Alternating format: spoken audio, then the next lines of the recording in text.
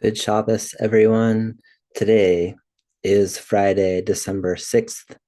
It is also the 5th of the month of Kislev, 5785. We have 20 more days until Hanukkah.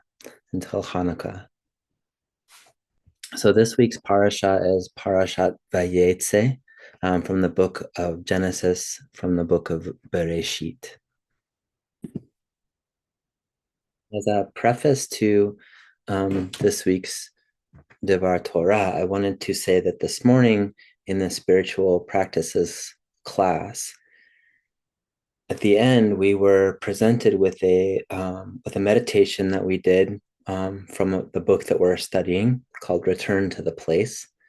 And in it, Rabbi Jill Hammer gave us this list of various human faculties. There was 12 human faculties like sight and smell and taste and movement, that we reviewed each one, all 12 of them, and we reviewed and came up with a moment that we were grateful for that faculty. So, for example, Rabbi Hammer would prompt us to think of the sense of smell and to think of a time when the sense of smell really mattered to us, which could be a time when we lost our sense of smell, right?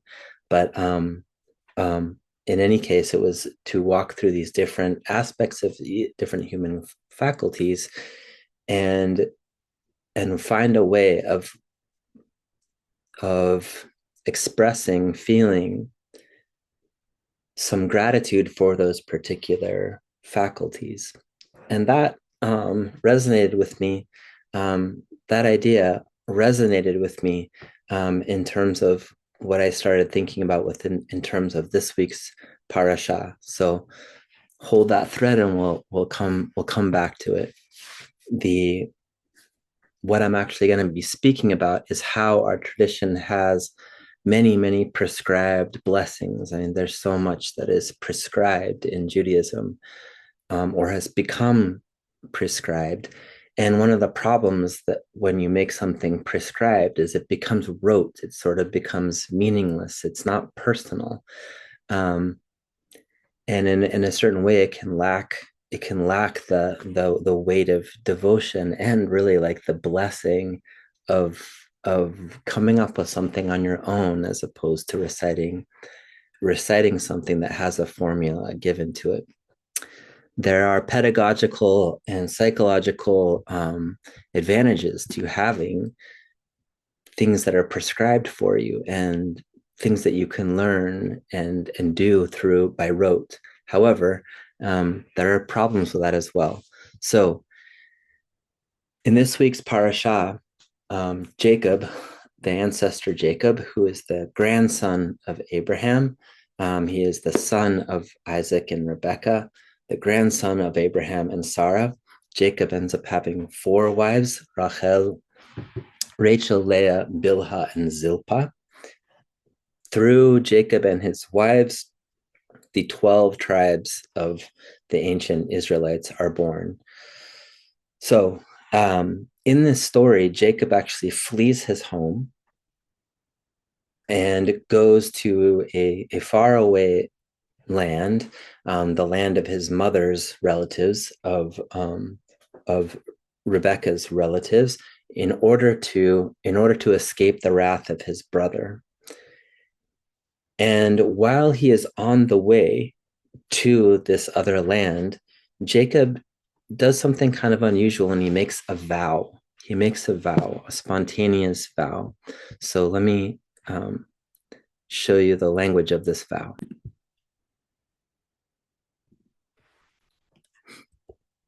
Okay, so the verse we have here, it goes like this: Vayidar Yaakov neder lemor, im yeh Elohim imadi, ushmarani baderech hazeh asher anochi holech, vanatani lechem leechol uveged lilbosh. So Jacob makes a vow saying, if God, it's conditional, if God remains with me, if God protects me on this journey that I am making and gives me bread to eat and clothing to wear, V'shavti v'shalom al beit avi, v'chaya Adonai li leluhim. And if I return to my father's house, if I return safe to my father's house, then Hashem, the Lord, shall be my God. Literally, it's language of becoming. Li leluhim means will become my God. A process, not a goal necessarily, not the end point, but a process. So the vow is, if God remains with me, if God protects me on this journey and gives me bread to eat and clothing to wear, and I return to my father's house, if I come back to where I have started my journey, then Hashem will become my God. והאבן הזאת אשר שמתי מצבה יהיה בית אלוהים, וכל אשר תיתן לי עשר אעשרנו לך. And this stone, which I have set up as a pillar, shall be God's abode. And of all that you, God, give to me, I will set aside a tithe for you. A tithe meaning a tenth. So of everything that Jacob comes to own, a tenth of it will be dedicated to God. So what is interesting, this vow is spontaneous. This happens in many places in the Tanakh. In fact, they don't really ever say in the Tanakh. And so when Jacob wanted to make a blessing, he pulled out the Talmud and looked up page blah, blah, blah, and recited the name of this blessing or this formula from the Talmud. This is a later thing in Judaism. So this vow is a spontaneous vow. It comes out of his heart. Jacob says this thing, and what's interesting, what some commentators notice, is he doesn't ask for anything big. It's a very humble ask, right? Jacob says, look, protect me on this journey. If I can survive this, and you'll give me food to eat, just lechem le'achol, a little bread to eat, and clothes to wear, veged lilbosh, one garment to wear. Literally just says veged lilbosh, one garment to wear. Then, and I come back here to where I've started, I come back safely, then you'll be my God. And if that happens, then I will set up this stone that I have set up now in honor of the experience I have had of God in this place. If I come back to this place, then I will develop this place as a house of God, and I will give you this vow. So it's not like Jacob is actually asking, for wealth or, or power or leadership or wisdom or anything like that. It's kind of basic necessities. If you can take care of my basic necessities and get me back here, then you will be my God, right? He's not even asking for a miracle. So it's important to notice that he's asking for a minimum kind of support and protection here. So this reminds me of a Mishnah in Pirkei Avot, and in the Mishnah Pirkei Avot, it has several beautiful sayings in it. This is Mishnah Avot 4:1. And it says, Ezehu Ashir, who is rich, Hasamech Bechelko, one who rejoices in their particular lot. So you're rich not because you have a big house and you have 4 cars and you have a 4-car garage. That's not the wealth. The wealth is actually measured in your level of contentment, in your level of ability to accept what you have. It doesn't mean you don't strive for more. It doesn't mean you don't try. You don't try to improve your lot, but whatever you have received, whatever you have, if you can be content with what you have, then you are considered rich. Okay. That's just one angle, right? Judaism also puts a big emphasis on never being complacent. Okay. So we're not talking about being complacent or settling for less than we should have or than we need, or settling for other people not having enough of what they need. But the idea here is a spiritual and intellectual positioning where if you can be satisfied with what you have in the moment, and what you have received at this moment in life, then you are considered rich. Okay, so being happy. So again, the saying is "Zeu ashir hasamech bechelko." Who is rich? One who rejoices in in what they have, in their portion. So I thought this also resonated with me with regard to the the blessing after meals, right? So the blessing after meals is a highly formulaic thing, the way we do it nowadays. There are four blessings that are said after meals. There's little booklets that people get out. They recite it word by word. In the Talmud and in the time of the sages, what's clear is that they had sort of a basic structure, certain blessings that they had to get to, but the rest of it was improvised. And what you gain in improvisation is is is speaking to the particular moment, to the particular state of your consciousness, to your heart, to the other people in the room. Where that can be, what you lose is a sense that everyone can participate.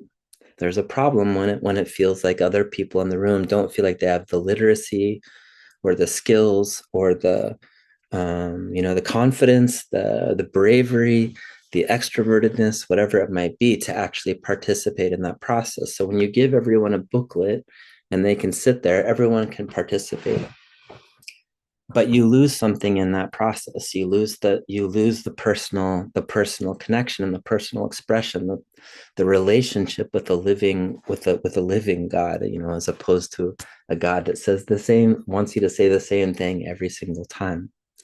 So in the ancient world, and still to this day, learned people and experienced people are comfortable with the tradition, actually improvise quite a bit within their prayers. So prayers after meals, we in the Talmud and Brachot 21a, it says, Amar Rav Yehuda, minayin virchat hamazon la'achareha min haTorah. How do we know that we're supposed to make blessings after we eat? And the answer is because it says in the Torah, ve'achalta v'savata uverachta et Adonai. The Torah says in Deuteronomy 8:10, it says, ve'achalta, you should eat, v'savata, and be sated, uverachta, and bless. So the sages understood that in chronological order. First you eat, then you are sated. When you are sated, you make a blessing. Okay, so that's why in Judaism, the primary blessing is not the one before you eat. The real weight of the blessing is after you eat. But also in the Talmud in Brachot 20a, there's this beautiful teaching that relates to this idea of who is rich, one who is happy in there with the portion that they have. And it says,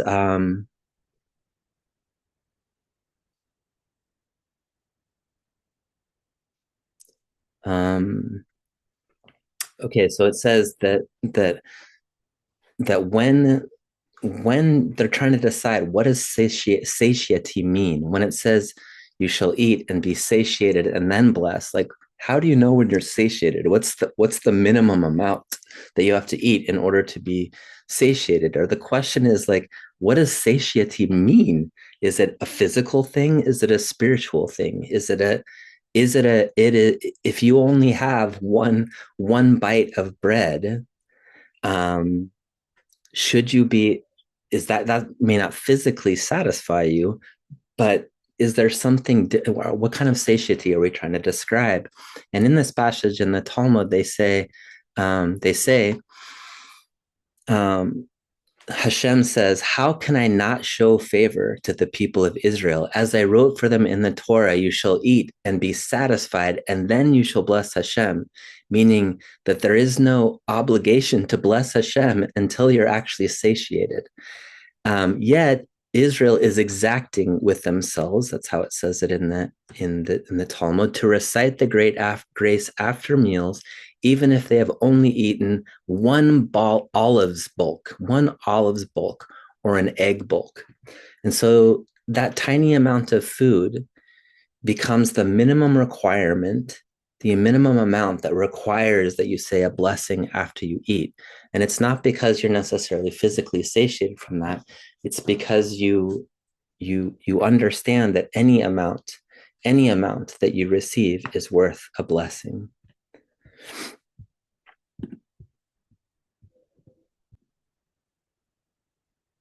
Going back to the Mishnah again, to the Pirkei Avot, the chapters of the sayings of the fathers. It says Rabbi Shimon Omer.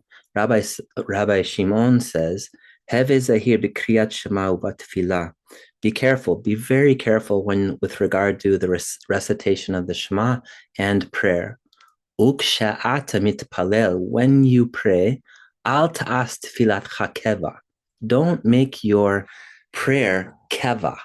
What does keva mean? Keva means permanent, appointment, institution, regular, perfunctory, something that is perfunctory. He says, Ela rachamim b'tachanunim lifnei hamakom baruch hu. Rather, you should make your prayers like beseeching for compassion or expressions of compassion or asking for grace or giving grace. That's what prayer should be. It should not be fixed. Do not make it fixed. He says it so clearly, Tfilatcha keva, don't make it a fixed thing. As if he's saying, make sure that you at least put some kind of improvisation into your prayers and into your blessings. I'm including this idea for when you're doing Birkat Hamazon or you're making a blessing over God, of an expression of gratitude. So how this ties back with what Rabbi Hammer was teaching us to do about reflecting on these 12 human faculties and finding moments in which we felt gratitude for these different faculties, is it reminds me that the Musar teachers in Judaism say over and over again that you must reflect every day in the evening. You must reflect upon your day and find the places where you did reflect on the things that you did that were good and beneficial, and reflect on the things that you could have done differently, that you could have done better. And that's like a really important way of reviewing the day. When you're doing that and thinking about these things about which you can be grateful or you can take them for granted, I realized how important, how I saw blessings in a different way. So I finished eating, and there's a whole formula for what I'm supposed to say after I eat according to Judaism. But there's something so important about not making it keva, not making it fixed, and instead pausing and feeling the gratitude and making note of the gratitude specifically. What is it about this meal? What did I experience in this meal that was precious to me and that I want to make note of in order to cultivate a quality of gratitude within me? So I might stop and say, I really loved the appearance of the food. I really loved the sound of people talking while we ate. I really loved the taste of that particular dish. You can go through all kinds of things like that, and review and make note of what feels good and what you're grateful for at the meal. So I think this is of great organic importance, because the formulas of Judaism can often be confusing in terms of ongoing practice. I'm not dissing them, but they have their challenges. And I want to give us all permission and the blessing to be spontaneous and use the model of, okay, there's a moment after we eat that we should be blessing for our tradition, but rather than pick up the script, use the moment to say something private to yourself and really make note of what you valued about that meal. Okay, Shabbat Shalom, everyone. hopefully we'll see some of you tomorrow and tonight and tomorrow in shul, and wishing you all a Shavua Tov for next week.